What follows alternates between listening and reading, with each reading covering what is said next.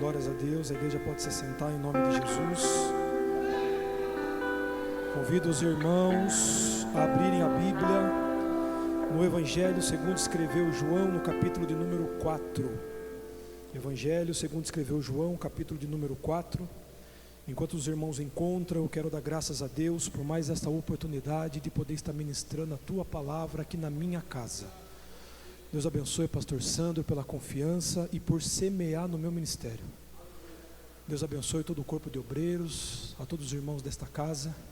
Fiquem atentos porque o Senhor Deus tem muito para falar conosco nesta noite. Glórias a Deus. Diz assim a palavra do Senhor. E os fariseus ouviram falar que Jesus estava fazendo e batizando mais discípulos do que João, embora não fosse Jesus quem batizasse, mas os seus discípulos. E quando o Senhor ficou sabendo disso, saiu da Judeia e voltou mais uma vez à Galileia, e era-lhe necessário passar por Samaria.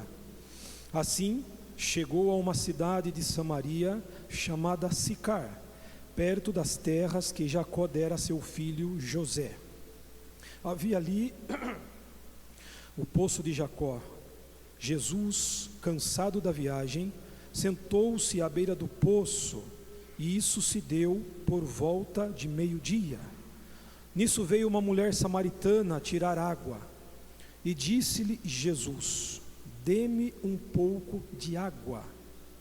Os seus discípulos tinham ido à cidade comprar comida, e a mulher samaritana perguntou: como o Senhor, sendo judeu, pede a mim, uma samaritana, água para beber? Pois os judeus não se dão bem com os samaritanos. Curva tua cabeça, mas por favor mantenha a Bíblia aberta. Pai querido e santo, em nome do teu Filho amado Jesus, ó Senhor, aqui está a tua igreja, Pai. Aqui está a tua noiva, o Senhor sabe qual é a nossa necessidade. Eu coloco a minha vida nas tuas mãos, o Senhor já ministrou a mim, e eu peço, Senhor, fala com a tua igreja, usa a minha vida mais uma vez, Senhor, para a edificação da tua igreja. Aquilo que eu não saiba explicar, que o teu Espírito Santo possa dar o entendimento necessário, mas nos deixe atento e sensível à tua voz, em nome de Jesus, amém, e glórias a Deus. Glória a Deus. Meus irmãos, rapidamente, com a permissão do pastor, nós começamos aqui um belo trabalho, eu, o irmão Francisco, hoje o irmão Gilson, o irmão Antônio, o pastor Reinaldo, de estar fazendo um culto ao ar livre. Então eu quero estender o convite a todo aquele que gosta de pregar, e de repente não tem uma oportunidade, vamos com a gente. Tinha um amigo meu que dizia que culto ao ar livre e culto nos lares é escola para pregador. Então fale comigo, a irmã Esther e o esposo também se prontificaram a estar conosco. E além do culto ao ar livre, que a princípio vamos fazer no primeiro domingo de cada mês, na primeira e na terceira quinta-feira, 2 quintas-feiras por mês, quem sentiu o desejo de ter um culto no lar, nós também estaremos iniciando o trabalho de culto nos lares. Mais uma vez, se você gosta de louvar o Senhor Jesus, gosta de pregar, fale conosco. Lá você vai ter muita oportunidade para pregar, para louvar, e o nome do Senhor vai ser glorificado. Meus irmãos, o capítulo 4 do Evangelho segundo escreveu João, tem aqui como tema, como epígrafe, Jesus conversa com a samaritana. O Evangelho escrito por João, o 4º Evangelho, ele não faz parte dos evangelhos sinóticos, que é Mateus, Lucas e Marcos. Para nós que gostamos de ler a Bíblia, João é um evangelho diferenciado. Ele já começa dizendo que o início era o verbo, e o verbo era Deus, e o verbo estava com Deus, já dando a dimensão de que o Senhor Jesus é o Filho de Deus. Se nós formos ver o Evangelho de João, a cada dos seus 21 capítulos, nós vemos que nós podemos compreender o porquê que João é chamado do discípulo ao qual Jesus amava. Porque além dele fazer um relato ocular daquilo que o Senhor Jesus fazia na terra, via-se que João se atentava a detalhes diferenciados, que somente alguém próximo e amigo pode saber. O encontro de Jesus com a samaritana é um deles. Nós não vemos esta passagem nos outros evangelhos, mas João nos deu esta riqueza de sabermos que o Senhor Jesus marcou um encontro com esta mulher à beira do poço. O texto diz que Jesus estava na Judeia e era-lhe necessário voltar a Jerusalém, e era necessário passar por Samaria. Eu quero apenas contextualizar com os irmãos um pouco, para nós compreendermos este trajeto.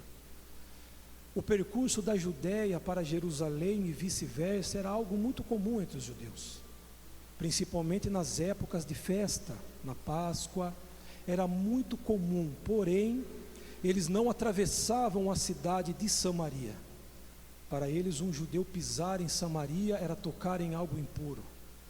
Para nós compreendermos o porquê desta rivalidade, lembrando que judeus e samaritanos lá atrás eram o mesmo povo, era o povo descendente ali de Israel. Mas após a morte de Salomão, com a divisão do reino, infelizmente, por causa da atitude, da ganância e da má direção de dois homens, o povo se separou e deu origem ao reinado do norte e ao reinado do sul. Não vou se adentrar aos detalhes da história da divisão do reino, mas apenas para os irmãos conhecerem o porquê que Samaria ficou algo tão assim vitimizado, algo horrível para os judeus. Os judeus achavam que os seus irmãos de Samaria, por conta desta divisão, e bem verdade é, que Jeroboão começou a introduzir cultos idólatras dentro do povo de Deus. E mais lá à frente, um outro rei também idólatra, de nome Onri, estabeleceu Samaria como capital do seu reino, estabeleceu ali o lugar de adoração. O povo começou a se misturar com outros povos, tornou-se mestiço, e os judeus tinham aquele povo como alguém impuro. Eles não passavam por Samaria, eles não comiam algo preparado por um samaritano, eles não trocavam uma conversa com um samaritano, e era perigoso um judeu atravessar o território de Samaria. Corria risco de morte. Mas Jesus passou por tudo isto para ter um encontro com aquela mulher à beira do poço.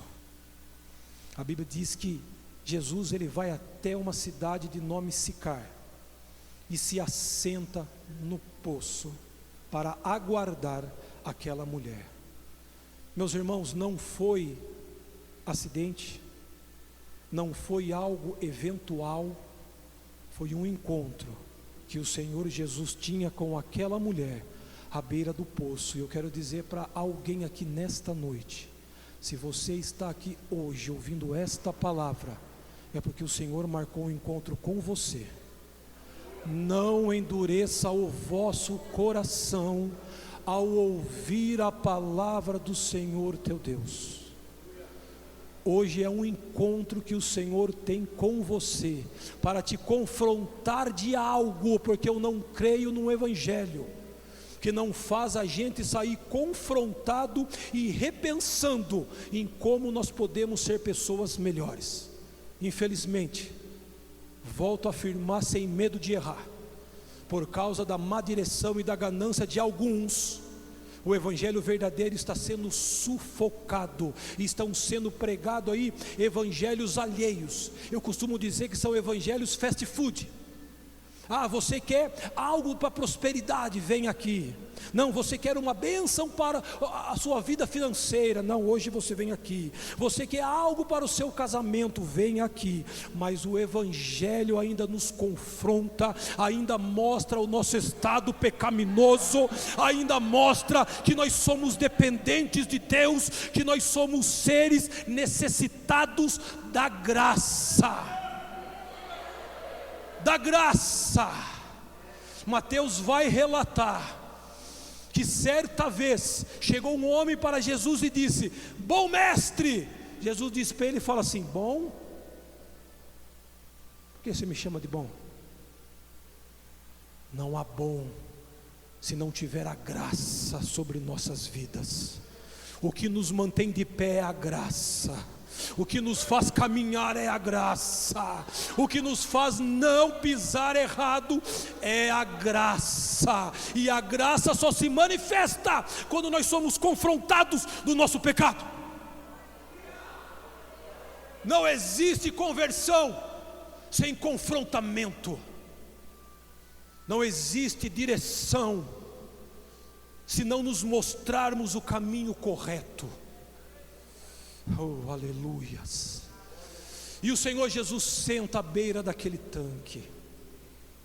A Bíblia diz que logo em seguida chega uma mulher. Meus irmãos, o texto diz que os discípulos foram comprar comida. Ali já começa a entender o mistério do Senhor Jesus com aquela mulher.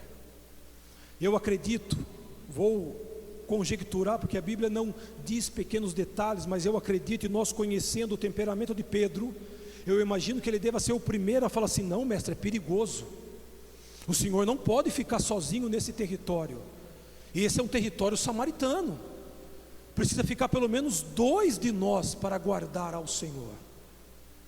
Mas Jesus quis ter um particular com ela sozinho. Ei, Deus quer falar com você e é no particular. Deus quer que você olhe para dentro de você, se dispa de tudo aquilo, porque Ele quer tratar algo com você no seu particular. Não a forma que você se apresenta aqui na igreja, mas aquela pessoa, quando você se olha para o espelho, só você. Só você. O Senhor Jesus quer ter um particular com você, porque naquele momento, se algum dos seus discípulos estiverem junto com Ele, os discípulos ainda não estavam preparados para amar, para pregar, para anunciar as boas novas da salvação àquela mulher. E aqui fica um parênteses para nós obreiros. Nós temos que buscar a graça de Deus. Nós não podemos condenar aquele a qual Jesus deu o preço de sangue para salvar. Nós não podemos olhar torto, porque muitas das vezes, se nós não nos policiarmos, nós nos colocamos na posição: para quem eu quero pregar? E já digo: não, para fulano não adianta. Ei, o nosso papel é anunciar. O papel do Espírito Santo de Deus é convencer o homem do pecado. Pronto. Naquele momento os discípulos não estavam preparados para amar alguém a quem eles odiavam, porque a graça ainda não havia se manifestado por completo na vida deles. E para não atrapalhar, Jesus disse: vá, porque eu quero ter um particular com ela. E ela chega. Meus irmãos, naquele tempo, se hoje no Oriente um homem não pode se dirigir a uma mulher sozinha, isso não acontece no Oriente até nos dias de hoje, imagine há 2000 anos atrás. Mas Jesus abre um diálogo com aquela mulher. Aquela mulher poderia interpretar que Jesus estava tendo uma mal intenção com ela, algo ruim, e poderia se fechar, poderia não querer abrir o diálogo, porque tudo só aconteceu porque ela ouviu, foi atento ao que o Senhor Jesus disse e estabeleceu uma conversa, um relacionamento naquele momento com o Senhor Jesus. Meus irmãos, não adianta eu estar sentadinho no banco, não adianta eu me alegrar em algum dos momentos, mas se eu não ficar sensível e atento à voz de Deus, Deus Ele só opera e trabalha quando eu me dispo de todo preconceito, de todo aquilo que me afasta e fico sensível à voz de Deus. Mas infelizmente em nossos dias é muito fácil a gente achar que se vem alguém aqui e prega para a igreja, não que isso seja errado, mas pregar para a igreja e falar assim: ó, hoje o Espírito está mandando dizer que esta peleja não é tua, não tereis que pelejar. Oh, glória a Deus, todo mundo gosta de ouvir isso. Mas vai ter momentos em que o Senhor Jesus vai estabelecer uma conversa conosco e vai nos apresentar aquilo que nós necessitamos, não o que nós queremos. Ei, há uma diferença entre o que eu quero e o que eu preciso. Então eu não quero desapontar ninguém, mas o Senhor nesta noite, Ele tem algo em que você precisa. Pode não ser o que você quer, mas é algo em que você precisa. Você poderia me dar água para beber? Ela ouve. Mas como pode o Senhor, sendo judeu, se dirigir a mim? Meus irmãos, aquela mulher, ela já era rejeitada pelos judeus. Vendo a atual situação dela estar indo ao meio-dia no poço, nós podemos com toda clareza entender que além dela ser rejeitada pelos judeus, ela também era rejeitada pelos seus, do seu povo, porque o fato dela estar indo efetuar um trabalho que não era comum no calor do meio-dia, era porque com certeza ela era rechaçada pelas outras mulheres se estivesse junto com ela. O normal era as mulheres levantarem cedo, bem na fresquinha, estarem indo até o poço. Mas a Bíblia é clara que diz que o Senhor Jesus se assentou no poço por volta do meio-dia, e assim que ela veio buscar água. Então era alguém machucado. Ninguém se isola se não está machucado. Ninguém quer ficar sozinho se não tem algo que te entristece. No decorrer do texto nós vamos compreender que aquela mulher, com certeza, estava vivendo uma vida de pecado. Porque quando o Senhor Jesus estabelece a conversa com ela, Ele diz assim: ó, vá lá, chama o teu marido e volte aqui falar comigo. O Senhor Jesus, na sua onisciência, Ele sabia da situação daquela mulher. Mas quando Ele fala para ela, chame o teu marido, Ele estava colocando à frente dela o seu pecado. Quando nós somos confrontados pelo Espírito Santo, nós temos duas saídas, duas atitudes a tomar. Ou nós fazemos como aquela mulher e somos sinceros perante ao Senhor, porque ela foi sincera e disse assim: ó, eu não tenho marido. Ou nós podemos querer contar meias verdades para contornar a situação. Meus irmãos, para o reino de Deus não existe meias verdades, cuidado. O adversário está louco querendo minar a nossa mente, querendo colocar meias verdades e nos fazendo acreditar que aquilo é verdade. Ei, a palavra de Deus diz que para nós que servimos a Cristo é sim, sim, não, não. Não existe meio termo. Então, se quando você é confrontado, se isso te incomoda, ei, se alegre.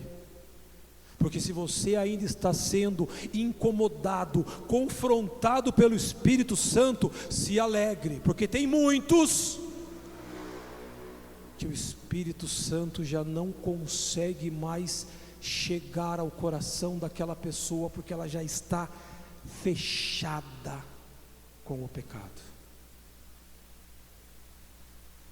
Meus irmãos, tem pessoas que infelizmente estão com o seu coração todo fechado, achando que estão fazendo certo, achando que estão servindo a Deus, mas caminhando passos largos para a perdição.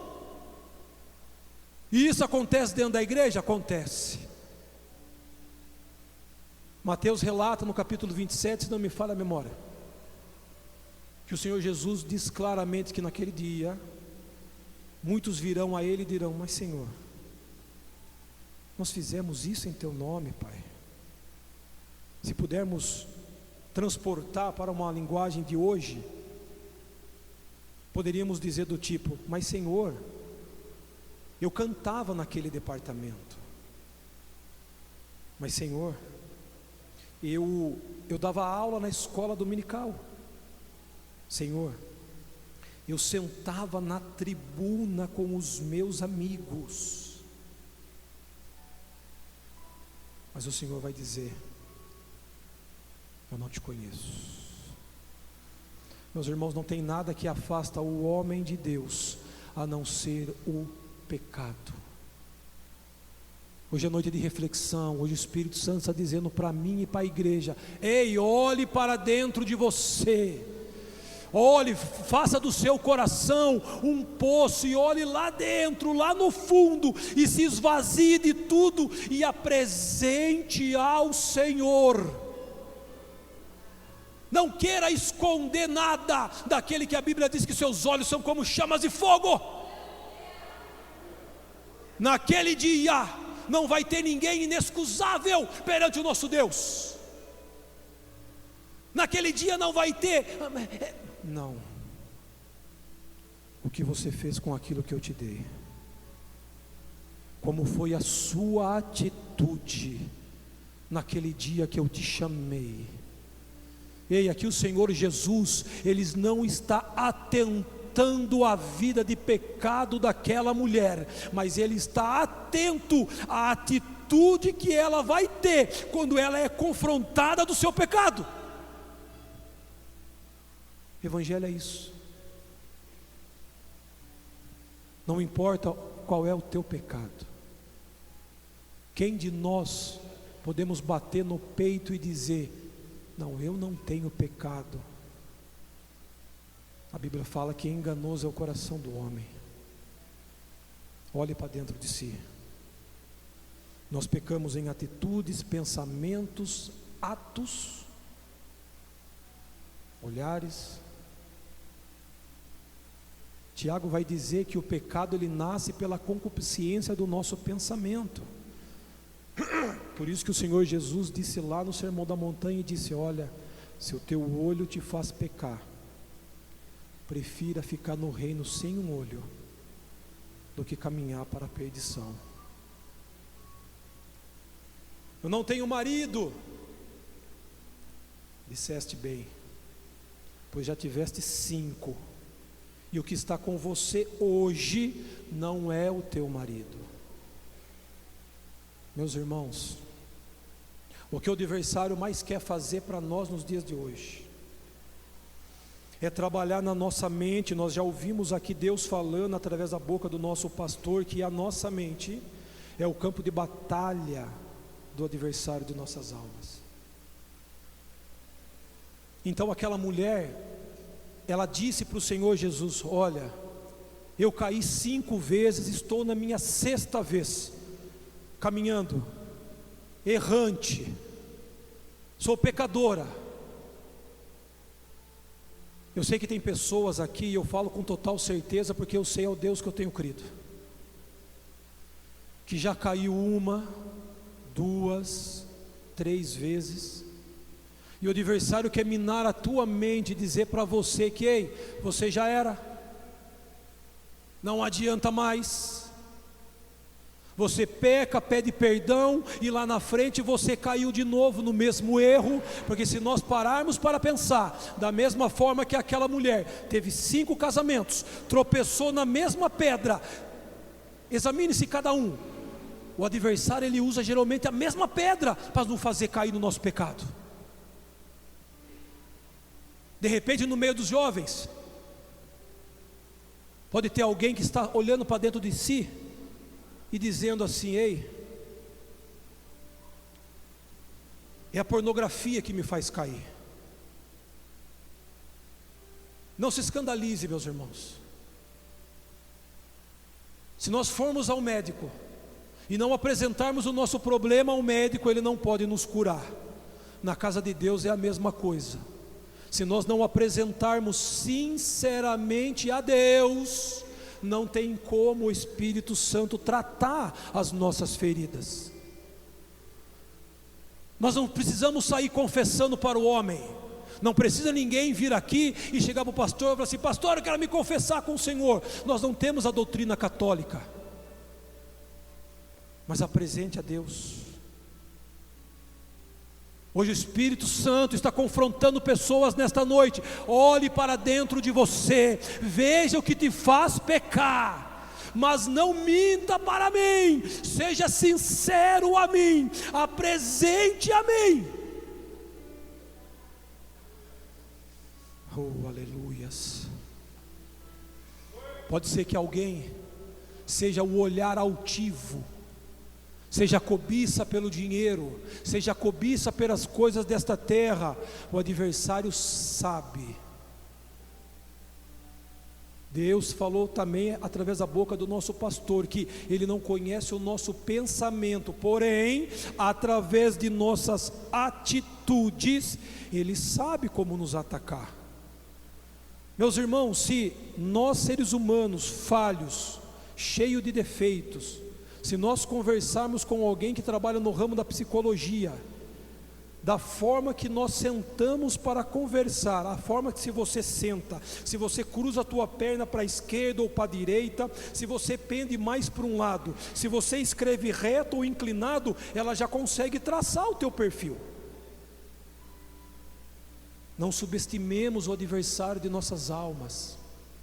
Ele também nos vigia e sabe como nos atacar. Eu não tenho marido, é verdade, disseste bem, pois já tivesse 5, e o que está agora com você não é teu. Meus irmãos,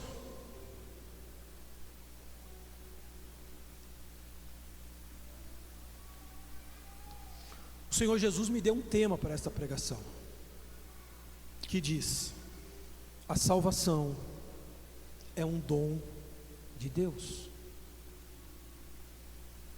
A salvação é um dom de Deus.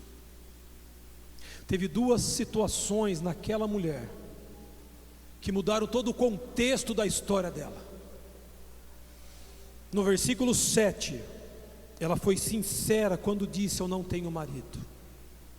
Se nós formos ver no versículo de número 25, ela vai dizer: e disse a mulher: eu sei que o Messias, o chamado Cristo, está para vir, e quando ele vier explicará tudo para nós.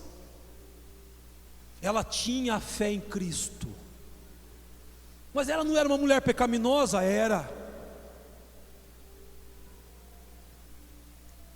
Eu disse no início, o povo samaritano também era descendência de Israel, também conhecia a lei, conhecia as profecias, e eles também estavam aguardando a Cristo. Se nós tivermos essas 2 qualidades em nós, sinceridade perante a Deus e a fé genuína em Jesus Cristo, Ele vai mover céu e terra, o que for necessário ao teu favor. Sinceridade e fé em Jesus Cristo. De repente alguém pode olhar para dentro de si mesmo e falar assim: não, mas eu já não tenho mais fé. Meus irmãos, não deixa o adversário te enganar. Claro que você tem fé. Se você não tivesse fé, você não estava sentado aqui agora. Você estava sentado num barzinho, você estava sentado em qualquer outro lugar. Mas se você está aqui, é porque você tem fé em Cristo. Ainda há uma chama, por mais que seja pequenininha aí dentro, e o Espírito Santo quer assoprar, fazer essa brasa reacender de novo dentro de você. A salvação é um dom de Deus. No versículo 10, eu pedi para os irmãos não fecharem a Bíblia. Quem estiver aberto, por favor, leia comigo. E Jesus respondeu à mulher: se conhecesse o dom de Deus, e quem que está te pedindo água, você lhe teria pedido, e dele você receberia água viva. Meus irmãos, ele chegou para a mulher e disse assim: olha, se você conhecesse o dom de Deus, dom quer dizer uma dádiva, um presente, algo que é dado por Deus. Por isso que lendo aqui, nós conseguimos entender o que Paulo disse lá na frente à igreja de Éfeso, porque a salvação vem pela graça, e isso não depende de vós, é dom de Deus. A salvação de tua alma é dom de Deus, não depende de você. Lá fora, a sociedade quer nos taxar. Se nós somos bem-sucedidos, mal-sucedido, se temos um bom salário, um mau salário, se andamos num carro A ou num carro B, mas aqui dentro não tem grande, é tudo ovelhinha pequenininha, dependente da graça de Deus. Mas eu tenho bastante dinheiro, o teu dinheiro não te garante a salvação vem pela graça. Com todo respeito, pastor, mas eu sou coronel da polícia, louvado seja Deus pela carreira que o Senhor trilhou, mas o cargo do Senhor não lhe garante a salvação é pela graça.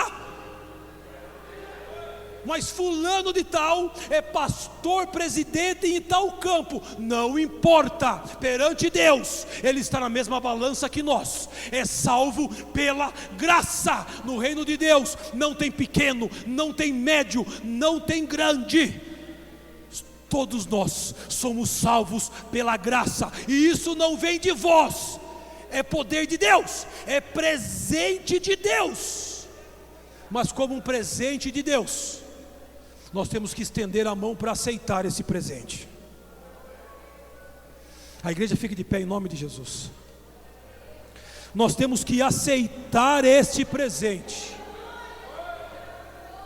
E não se engane, a palavra de Deus disse: Senhor, a tua palavra eu guardei no meu coração para não pecar contra ti. Ei, eu não sei se todo mundo sabe disso, mas o presente da graça da salvação, se você não tomar cuidado, ele pode ser tomado de você. Por isso que lá em Apocalipse diz assim: ei, cuidado, para que ninguém tome a tua coroa. Oh, aleluias. Paulo vai dizer à igreja de Roma no capítulo 10, versículo 10: pois com o coração se crê para a justiça, e com a boca se faz confissão para a salvação. Ei, o nosso Deus é um Deus organizado. Nós temos que seguir uma etapa de regras quando nós estamos perante o Deus Todo-Poderoso. A graça da salvação foi entregue a você, a mim, a todos. Não vamos cair em pensamento de quem defende teses calvinistas. Não, a graça é para todos. Não vamos tomar cuidado quando alguém bate na nossa porta e quer falar para nós que só existe 144 mil que vão para o céu. Cuidado, João disse no capítulo 3, no versículo 16, que porque o Senhor Jesus amou o mundo de tal maneira que deu o seu Filho unigênito para que todos, a graça da salvação é para todos. A graça da salvação está estendida para todos. A graça da salvação está aberta a todos. Basta você estender a mão e querer esse presente de Deus. Aleluias. Mas nem sempre vai ser assim. Vai ter um dia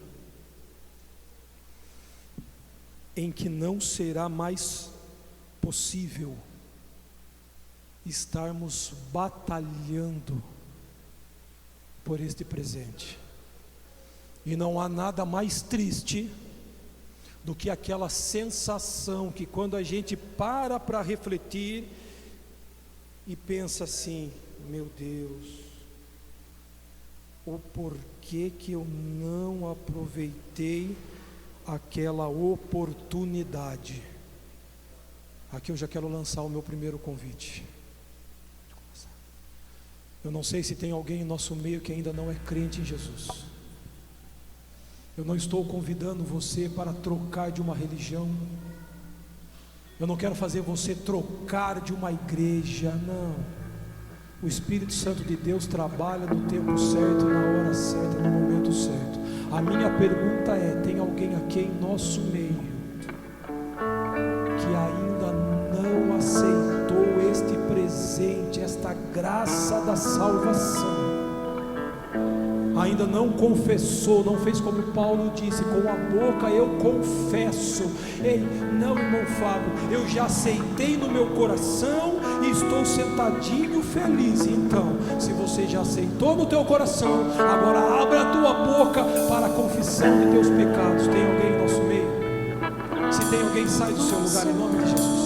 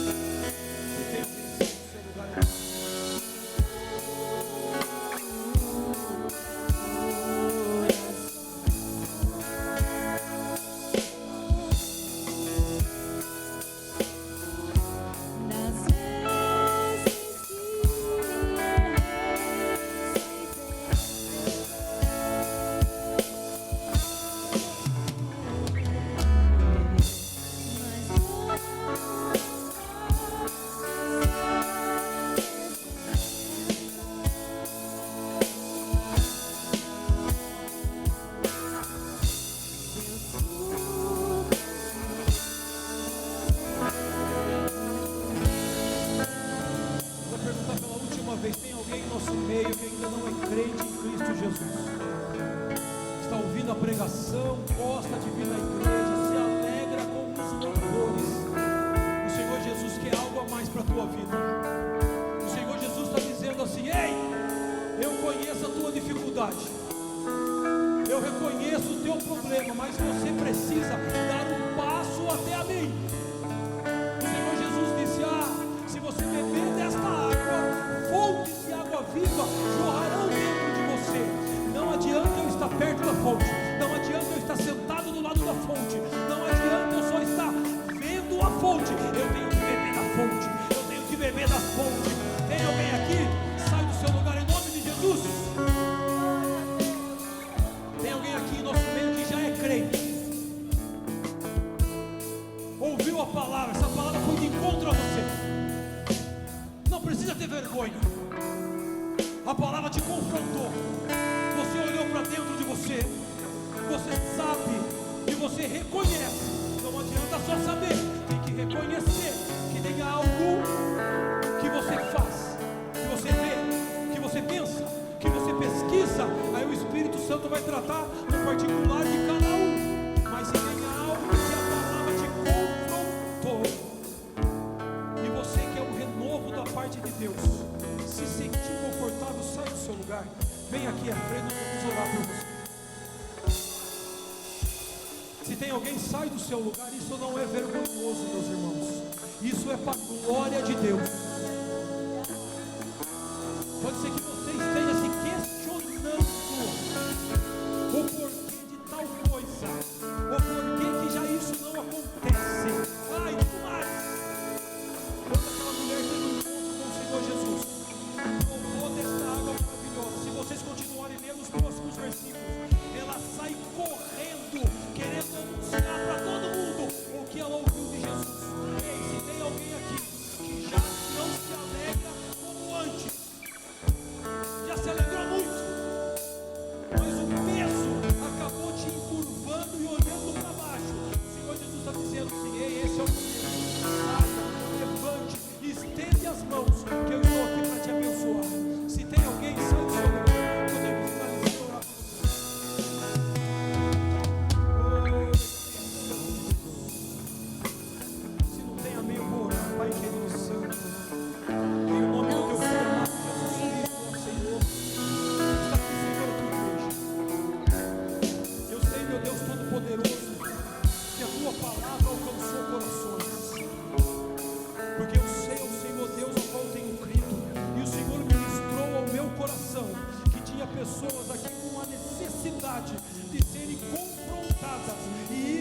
agora repensando sobre a sua vida, sobre o seu ministério, sobre como que ela tem a conduta na escola,